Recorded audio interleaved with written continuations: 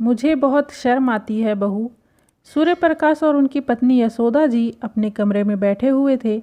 सूर्य प्रकाश बिस्तर पर लेटे हुए हैं और लगभग 6 महीनों से काफ़ी बीमार चल रहे हैं।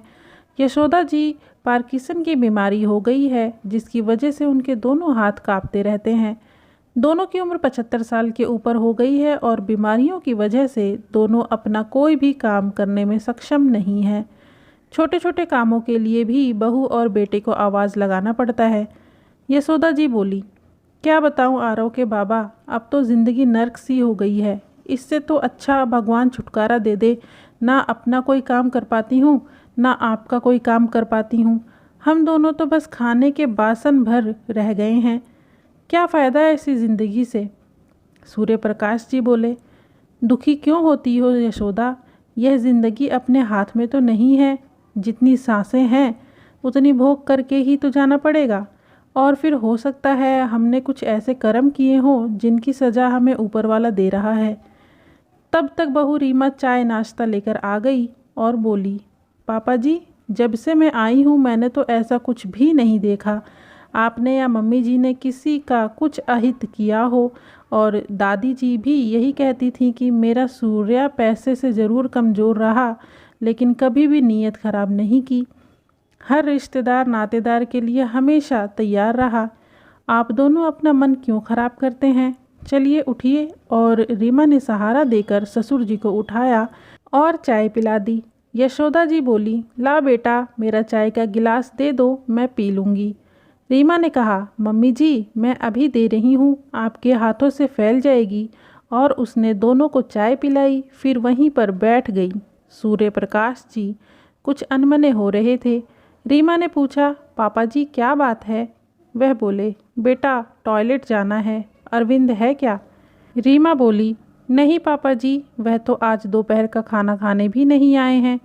कह रहे थे आज फैक्ट्री में कुछ बाहर से लोग आए हुए हैं, इसीलिए नहीं आ पाऊँगा। मैं आपको ले चलती हूँ, सीट पर बिठा दूँगी। सूर्य प्रकाश जी रोने लगे और बोले, बहू मुझे बहुत शर्म आती है। तुम मेरी बहू होकर के मेरे वह सब काम करती हो जो मैंने सपने में भी नहीं सोचे थे। रीमा ने प्यार से समझाते हुए कहा, पापा जी आप मेरे लिए मेरे बच्चे जैसे ही हैं। आप ऐसा क्यों सोचते हैं कि आप बड़े हैं।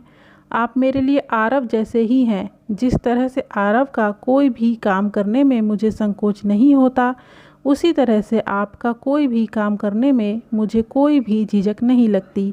बस आप यही समझ लीजिए कि आप मेरे बच्चे हैं, फिर आपको भी कोई संकोच नहीं लगेगा।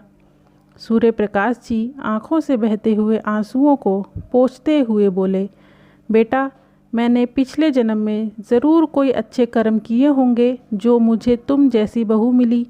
शायद मेरी बेटी भी मेरा इतना नहीं करती जितना तुम करती हो। यशोदा जी भी रोने लगीं और बोलीं, आप सच कह रहे हो। हम दोनों ने गंगा में सोने के जौ बोए होंगे जो ऐसी बहू और बेटा मिले हैं। बेटा तो चलो अपना खून था, लेकिन इस पराई जाई ने वह किया है जो अपनी कोख से जाए भी ना कर पाते। रीमा ने कहा, यहाँ पर मैं आप लोगों की बातों से सहमत नहीं हूँ। आप हमारे साथ रहते हैं तो हमारी जिम्मेदारी है, बेटियों की नहीं। मेरे मम्मी पापा की भी तो मेरी भाभियाँ करती हैं ना, मैं तो नहीं जाती करने। तो फिर आप लोग हमेशा क्यों यह सोचते रहते हैं। चलिए पापा जी। और रीमा पकड़कर सूर्य प्रकाश जी को ले गई। तब तक दोनों बच्चे भी आ गए थे और दादाजी के सिरहाने बैठकर दोनों आलू भुजिया के पैकेट लिए खा रहे थे। सूर्य प्रकाश जी बोले, मुझे भी दे, मैं भी खाऊंगा। यशोदा जी बोली, कुछ तो शर्म करो आरव के बाबा, बच्चों के हिस्से का खाओगे क्या। रीमा बोली, क्यों मम्मी, क्या बड़ों का मन नहीं करता खाने का। सब लोग सही कहते हैं, बच्चे और बूढ़े बराबर हो जाते हैं। बच्चे हों या बड़े, सभी को प्यार की ज़रूरत होती है। यशोदा जी बोली, तुम सही कह रही हो बहू, अब तो मेरा भी मन अंकल चिप्स खाने को करता है। यह बच्चे जो नटखट खाते हैं वह खाने का मन करता है। कभी कभी सोचती हूँ कि जवानी में तो कुछ खाया नहीं, लेकिन अब देखो बुढ़ापे में जीभ पर कंट्रोल ही नहीं रह गया है। मैं तुम्हारे ससुर जी को तो कहती हूँ, लेकिन मेरा भी मन अब मेरे बस में नहीं है। खूब चाट पकौड़ी खाने का मन करता है, यह जानते हुए भी कि यह सब चीज़ें नुकसान करेंगी। क्या करूँ, मन मानता ही नहीं। सूर्य प्रकाश जी हंसने लगे। देखो, मुझे तो बातें सुना रही थी और अब अपनी देखो, मुझसे भी ज़्यादा तो तुम्हारा खाने का मन करता है। रीमा ने कहा, क्या हुआ अगर आप लोगों को खाने का मन करता है? मन ही तो है, क्या हुआ? रीमा ने कहा, पापा जी, बच्चे और बूढ़े एक बराबर हैं, दोनों को प्यार चाहिए। पीहू, अपने पैकेट में से दादाजी को आलू भुजिया दे दो। लो दादाजी, था लो, अपनी तोतली आवाज़ में बोली। सूर्य प्रकाश जी आलू भुजिया खाकर बड़े खुश हो रहे थे। यशोदा जी से बोले, लो तुम भी खा लो थोड़ी सी। यशोदा जी बोली, मैं नहीं खाती, इसमें प्याज है। अच्छा, सूर्य प्रकाश जी हंसकर बोले, वह जो अंकल चिप्स खाती हो उसमें भी यही मसाला रहता है, वह तो तुम्हें बहुत बढ़िया लगता है। यशोदा जी बोली, ठीक है जी, मुझे नहीं मालूम था, अब नहीं खाऊंगी। रीमा ने कहा, मम्मी जी आप भी सब खाइए पीजिए, कुछ नहीं होता है। यशोदा जी बोली, अच्छा ला ज़रा सी दे दे हाथ पर, चख कर तो देखूं। आरव ने जैसे ही उनके हाथ पर रखा, हाथ कांप गया और भुजिया फैल गई। अब तो सब लोग हंसने लगे। सूर्य प्रकाश जी बोले, रहने दो, तुम्हारे भाग्य में नहीं है, तभी तो फैल गई।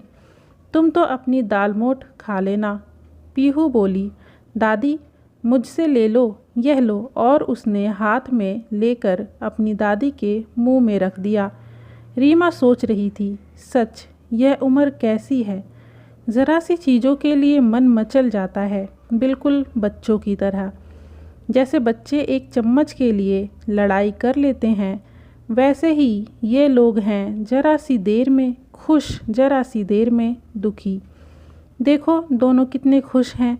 ईश्वर करे मम्मी पापा हमेशा ऐसे ही हंसते मुस्कुराते रहें, क्योंकि इनकी हंसी में ही मेरे परिवार की खुशी है। दोस्तों, ये प्यारी सी कहानी आपको कैसी लगी कमेंट में ज़रूर बताएं। वीडियो को लाइक कर दें और प्लीज़ चैनल को सब्सक्राइब कर दें। Please please please. धन्यवाद।